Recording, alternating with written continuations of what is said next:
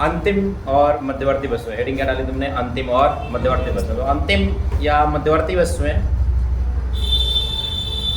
वो वस्तु होती हैं, अंतिम वस्तुएं जो उत्पादन की सीमा रेखा पार कर चुकी हैं, जो उत्पादन की सीमा रेखा पार कर चुकी हैं, बाजार में बिकने के लिए तैयार, उत्पादन की सीमा रेखा पार कर चुकी है, बाजार में बिकने के लिए तैयार हैं, अपने अंतिम प्रयोगकर्ता के द्वारा प्रयोग करने के लिए तैयार हैं, जिनकी कीमत में दोबारा से वृद्धि नहीं की जा सकती है, जिनको कच्चे माल के रूप में दोबारा से प्रयोग नहीं किया जा सकता है, और जिन्हें राष्ट्रीय आय में शामिल किया जाता है, जिन्हें राष्ट्रीय आय में शामिल किया जाता है, वो अंतिम वस्तुएं। क्या बोला मैंने, अंतिम वस्तुएं जो उत्पादन की सीमा रेखा पार कर चुकी हैं, बाजार में बिकने के लिए तैयार हैं, अपने अंतिम प्रयोगकर्ता के द्वारा प्रयोग करने के लिए तैयार हैं, जिनकी कीमत में दोबारा से वृद्धि नहीं की जा सकती, जिनका प्रयोग कच्चे माल के रूप में दोबारा से नहीं किया जा सकता, और जिन्हें राष्ट्रीय आय में शामिल किया जाता है, जिन्हें राष्ट्रीय आय में शामिल किया जाता है, वो कौन सी वस्तुएं कहलाती हैं, अंतिम वस्तुएं। कौन सी वस्तुएं कहलाती हैं, अंतिम वस्तुएं। दूसरा पॉइंट आता है मध्यवर्ती वस्तुएं। मध्यवर्ती वस्तुएं ठीक इसका अपोजिट होती है। मध्यवर्ती वस्तुएं जो उत्पादन की सीमा रेखा के अंदर है, जो उत्पादन की सीमा रेखा के अंदर है, बाजार में बिकने के लिए तैयार नहीं है, अपने अंतिम प्रयोगकर्ता के द्वारा प्रयोग करने के लिए तैयार नहीं है, इनकी कीमत में दोबारा से वृद्धि की जा सकती है, इनका प्रयोग कच्चे माल के रूप में दोबारा से किया जा सकता है, और इन्हें राष्ट्रीय आय में शामिल नहीं किया जाता, इन्हें राष्ट्रीय आय में शामिल नहीं किया जाता। ये कौन सी वस्तुएं होती हैं, मध्यवर्ती। कौन सी वस्तुएं होती हैं, मध्यवर्ती। तो मध्यवर्ती वस्तुएं वो वस्तुएं जो उत्पादन की सीमा रेखा के अंदर है, बाजार में बिकने के लिए तैयार नहीं है, अपने अंतिम प्रयोगकर्ता के द्वारा प्रयोग करने के लिए तैयार नहीं है, जिनकी कीमत में दोबारा से वृद्धि की जा सकती है, जिन्हें कच्चे माल के रूप में दोबारा से प्रयोग किया जा सकता है, और राष्ट्रीय आय में इन्हें शामिल नहीं किया जा सकता।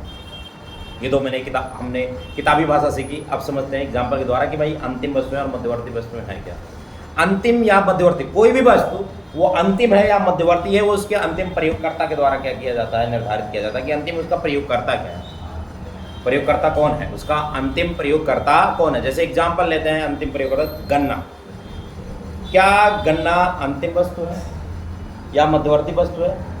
तो गन्ना जो है वो अंतिम वस्तुएं भी हो सकती हैं और मध्यवर्ती वस्तुएं। जैसे हम लोग अगर गन्ना खरीद के लेकर के आए, मान लो भाई आकाश भाई गन्ना खरीद के लेके आए, तो आकाश भाई गन्ना लेकर के आएंगे और इसका क्या कर लेंगे, उपभोग कर लेंगे। तो गन्ना आकाश के लिए क्या हो गया, अंतिम वस्तु हो गया। लेकिन अगर वही गन्ना चीनी मिल वाला खरीदेगा, अगर वही गन्ना चीनी मिल वाला खरीदेगा, तो वो उसके लिए मध्यवर्ती वस्तु है। क्यों मध्यवर्ती वस्तु क्यों है? क्योंकि उस गन्ने से क्या बनाएगा, वो चीनी बनाएगा, गुड़ बनाएगा, और उसे क्या करेगा, बेचेगा। गन्ने से क्या बनाएगा, चीनी बनाएगा या गुड़ बनाएगा, और उसे क्या करेगा, बेचेगा। तो ये कौन सी वस्तु हो जाएगी, चीनी मिल के लिए क्या हो जाएगी, गन्ना। चीनी मिल वाले के लिए गन्ना क्या हो जाएगा, मध्यवर्ती वस्तु है। कौन सी वस्तु हो जाएंगे, मध्यवर्ती वस्तु। लेकिन वही गन्ना हमारे लिए क्या हो जाएगा, अंतिम वस्तु। कौन सी वस्तु हो जाएंगे, अंतिम वस्तु है। आटा की बात करते हैं, आटा बता भाई आकाश, आटा जो है अंतिम वस्तु है, मध्यवर्ती वस्तु है? उसको यूज कौन करता है ये तो बताओ। ये उसकी अंतिम, नॉर्मली हम आटे को क्या बोलेंगे भाई, अंतिम वस्तु। क्या बोलेंगे, अंतिम वस्तु। क्योंकि हम लोग क्या करेंगे, आटा करके लेकर के आएंगे और क्या करेंगे, उसे रोटी बना कर खा लेंगे। लेकिन आटा अगर एक ढाबे वाला खरीदता है, एक ढाबे वाला अगर आटा खरीदता है, या फिर एक बिस्किट मिल वाला आटा खरीदता है, बिस्किट वाला, तो अगर ढाबे वाला खरीदता है या बिस्किट वाला खरीदता है आटा, तो बिस्किट वाला आटे से क्या बनाएगा, बिस्किट बनाएगा।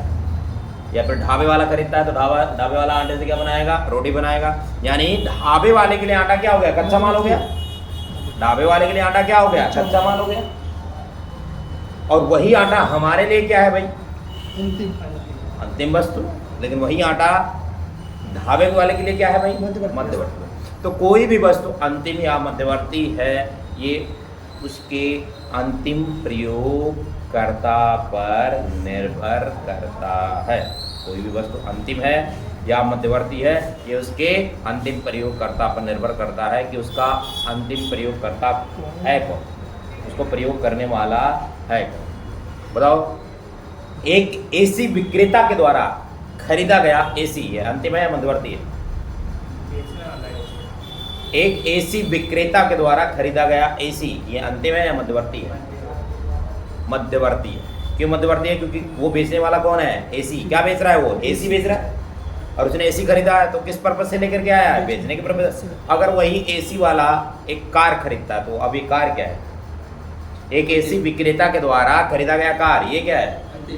अंतिम वस्तु है। क्योंकि काम उसका किसका है? एसी का, लेकिन खरीदा क्या है उसने? कार। कार किस लिए खरीदा होगा? यूज करने के पर्पज से। मान लो कुंदन ने खरीदा कार को चलाने के बाद 1 साल के बाद या 2 साल के बाद उसने कार को क्या कर दिया? कुंदन ने क्या कर दिया? बेच दिया। बताओ वो कार कुंदन के लिए अंतिम है या मध्यवर्ती है? बता मध्यवर्ती। क्यों मध्यवर्ती है भाई? नहीं, कुंदन ने कार किस लिए खरीदा था? तो क्या हुआ? अंतिम हुआ ना भाई। अगर इनका बेचने का ही बिजनेस है, कार को खरीदना है और क्या कर देना है? बेच देना, यही बिजनेस है, कार का शोरूम है, तो इनके लिए क्या हो जाएगा? मध्यवर्ती हो जाएगा। तो इनके लिए क्या हो जाएगा? मध्यवर्ती।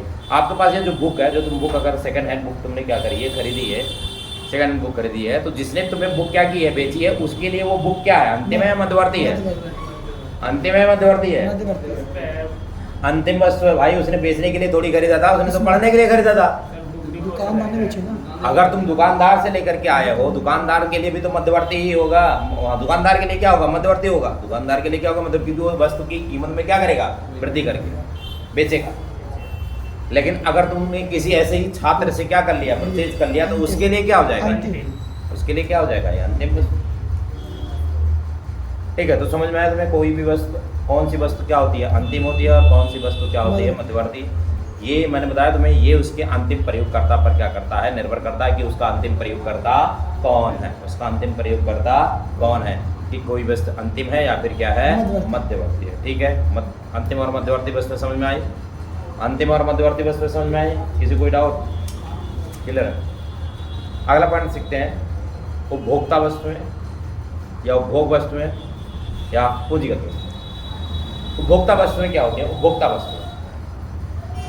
वस्तुएं वह वस्तुएं होती हैं जो मानवीय आवश्यकताओं को प्रत्यक्ष रूप से संतुष्ट करती हैं। उपभोक्ता वस्तुएं जैसे दूध, दही, घी, पनीर, मक्खन, कपड़ा लत्ता, फ्रिज, कूलर, एसी, पंखा, ये सब के सब क्या है? उपभोक्ता वस्तुएं। ये हम खरीद के लेकर के आते हैं और हम क्या कर रहे हैं? यूज कर रहे हैं, उपभोग कर रहे हैं, तो ये उपभोक्ता वस्तुएं। समझे? उपभोक्ता वस्तुएं। उपभोक्ता वस्तुएं वह वस्तुएं हैं जो मानवीय आवश्यकताओं को प्रत्यक्ष रूप से संतुष्ट।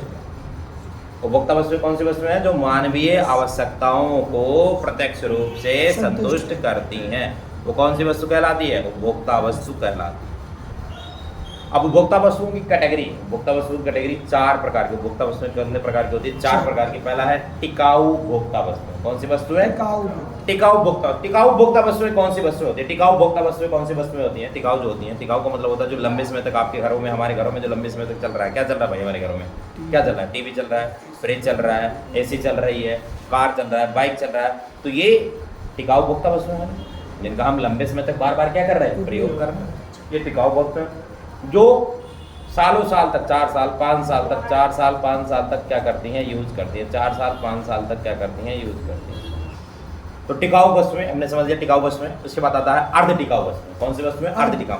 अर्ध टिकाऊ वस्तुएं वह वस्तुएं होती हैं जिनका प्रयोग 1 साल या उससे थोड़ा सा अधिक समय के लिए करते हैं। 1 साल या थोड़ा सा अधिक समय के लिए प्रयोग करते हैं, वो कहलाती हैं अर्ध टिकाऊ वस्तुएं। जैसे घर के अंदर कुछ फर्नीचर के सामान हो गए, इलेक्ट्रॉनिक, ये जैसे बल्ब वल्ब हो गया, ट्यूबलाइट हो गई, कुछ ऐसी चीज़ें होती हैं, क्रॉकरी के सामान हो गए। तो ये अर्ध टिकाऊ वस्तुएं होती हैं जो कुछ समय तक ही क्या करती है? इनका क्या किया जाता है? इनका प्रयोग किया जाता है। ये अर्ध टिकाऊ वस्तुएं कहलाती हैं। अर्ध टिकाऊ वस्तुएं जिनका प्रयोग 1 साल या थोड़ा सा टाइम क्या किया जाता है? अधिक। फिर अगला पॉइंट आता है गैर टिकाऊ वस्तुएं। गैर टिकाऊ वस्तुएं वह वस्तुएं होती हैं जिनका हम केवल एक ही बार प्रयोग कर सकते हैं, उसके बाद प्रयोग नहीं कर सकते। उसके बाद प्रयोग नहीं कर सकते। केवल हम जिनका एक ही बार प्रयोग कर सकते हैं, उसके बाद प्रयोग। जैसे दूध, दही, घी, पनीर, मक्खन हम लाते हैं, उपभोग कर जाते हैं, या फिर बाइक में डाला गया पेट्रोल, डीजल, जो कुछ भी है, इनका क्या किया जा सकता है? एक ही बार प्रयोग किया जा सकता है, दोबारा प्रयोग नहीं किया जा सकता। ये होती है गैर टिकाऊ वस्तुएं। कौन सी वस्तुएं? गैर टिकाऊ वस्तुएं। अगली वस्तुएं आती हैं। अगली वस्तु का नाम है सेवाएं। वस्तुएं हम सेवाएं। सेवाएं मतलब होता है अभौतिक वस्तुएं बोला जाता है। अभौतिक, जिसे देखा छुआ नहीं जा सकता, जिसे देखा या छुआ नहीं जा सकता, वो वस्तुएं कौन सी वस्तुएं होती हैं? अभौतिक वस्तुएं होती हैं। कौन सी वस्तुएं होती हैं? अभौतिक, जिन्हें देखा या छुआ नहीं जा सकता है। जैसे कि डॉक्टर की सेवा, वकील की सेवा, घरेलू नौकर की सेवा, मास्टर की सेवा, ठीक है, ग्रामीण सेवा, संचार की सेवा, परिवहन की सेवाएं, ये वो वस्तुएं होती हैं जिन्हें देखा छुआ नहीं जा सकता। ये हमने सीखा, क्या सीखा भाई? उपभोक्ता वस्तु। उपभोक्ता वस्तुएं होती हैं जो मानवीय आवश्यकताओं को प्रत्यक्ष रूप से संतुष्ट करती है। उपभोक्ता वस्तुएं कौन सी वस्तुएं होती हैं जो मानवीय आवश्यकताओं को प्रत्यक्ष रूप से क्या करती हैं? संतुष्ट करती हैं। उपभोक्ता वस्तुओं की 4 प्रकार, कितने प्रकार? 4 प्रकार। टिकाऊ, अर्ध टिकाऊ, गैर टिकाऊ और सेवाएं। टिकाऊ, अर्ध टिकाऊ, गैर टिकाऊ और सेवाएं। टिकाऊ, अर्ध टिकाऊ, गैर टिकाऊ और सेवाएं।